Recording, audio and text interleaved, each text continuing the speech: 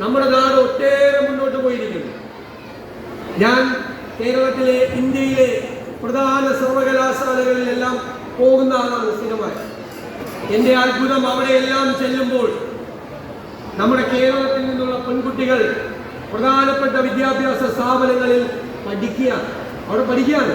വലിയ കോഴ്സുകളിൽ വിദേശ സർവകലാശാലകളിലും നമ്മുടെ കുട്ടികൾ പഠിക്കുന്നുണ്ട്. പ്രധാനപ്പെട്ട സർവകലാശാലകളിൽ നമ്മുടെ പെൺകുട്ടികൾ വലിയ മുന്നേറ്റമാണ് വിദ്യാഭ്യാസ രംഗത്ത് നടത്തിയിരിക്കുന്നത്. അപ്പൊ അവരുടെ ആ കാലടികൾ പിന്തുടർന്ന് നിങ്ങൾക്ക് ഇഷ്ടമുള്ള വിഷയത്തിൽ ലോകത്തെ ഏറ്റവും നല്ല വിദ്യാഭ്യാസ സ്ഥാപനത്തിൽ പഠിക്കാൻ നിങ്ങൾ പോകണം.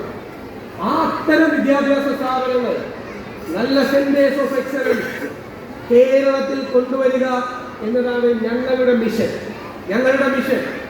വിദ്യാഭ്യാസത്തിനെ അതിന്റെ ഡെസ്റ്റിനേഷൻ പോയിന്റ് ആക്കി കേരളത്തെ മാറ്റുക.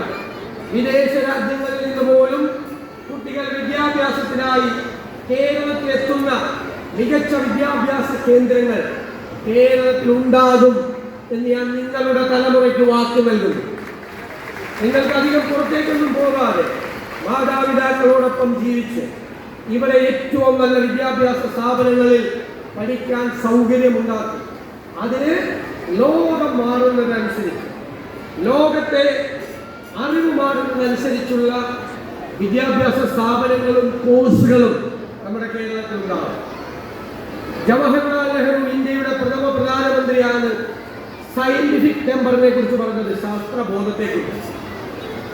നമ്മൾ കേരളത്തിൽ കൂടുതൽ ശാസ്ത്രബോധമുണ്ടാക്കാൻ ജവഹർലാൽ നെഹ്റുവിന്റെ നാമധേയത്തിൽ സയന്റിഫിക് സെന്റേഴ്സുകൾ, സയന്റിഫിക് ടെമ്പറിനുള്ള സെന്റേഴ്സ് ഓഫ് സയന്റിഫിക് ടെമ്പേഴ്സ് ആരംഭിക്കുക. വലിയ മാറ്റം നമുക്ക് പൊതുവിദ്യാഭ്യാസ രംഗത്തും ഉന്നത വിദ്യാഭ്യാസ രംഗത്തും ഉണ്ടാകണം. അതിന് കേരളത്തിന്റെ പിന്തുണ വേണം. അധ്യാപക സമൂഹത്തിന്റെ രക്ഷകർത്താക്കളുടെ കേരളത്തിന്റെ പൊതുസമൂഹം നമ്മുടെ ഏറ്റവും വലിയ അധ്യക്ഷൻ മന്ത്രിയുടെ സൂചിപ്പിച്ചതുപോലെ ഇൻവെസ്റ്റ്മെന്റ് എന്നുള്ള വാക്ക് ഉപയോഗിക്കാമോ എന്നെനിക്കറിയില്ല. നമ്മുടെ ഏറ്റവും വലിയ നിക്ഷേപം യഥാർത്ഥത്തിൽ നമ്മുടെ കുഞ്ഞുങ്ങളാണ്.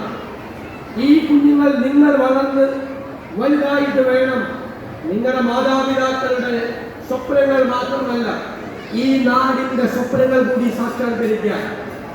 നിങ്ങൾ മയക്കുമരുന്നിനെതിരായി അതിശക്തമായ നിലപാടെടുക്കണം. നമ്മളോ നമ്മുടെ കൂട്ടുകാരോ ആരെങ്കിലും മയക്കുമരുന്ന് ഉപയോഗിക്കുന്നുണ്ടെങ്കിൽ അതിൽ നിന്ന് പിന്തിരിപ്പിക്കണം. അവരെ പിന്തിരിയാൻ പ്രേരിപ്പിക്കണം. നിങ്ങൾ ഞങ്ങളുടെ എല്ലാവരുടെയും സ്വപ്നമാണ്. ആ സ്വപ്നം അതിനെ തകർക്കാൻ നടത്തുന്ന എല്ലാ ശ്രമത്തെയും നമുക്ക് പരാജയപ്പെടുത്തണം. ഞങ്ങളുടെ സ്വപ്നം നിങ്ങൾ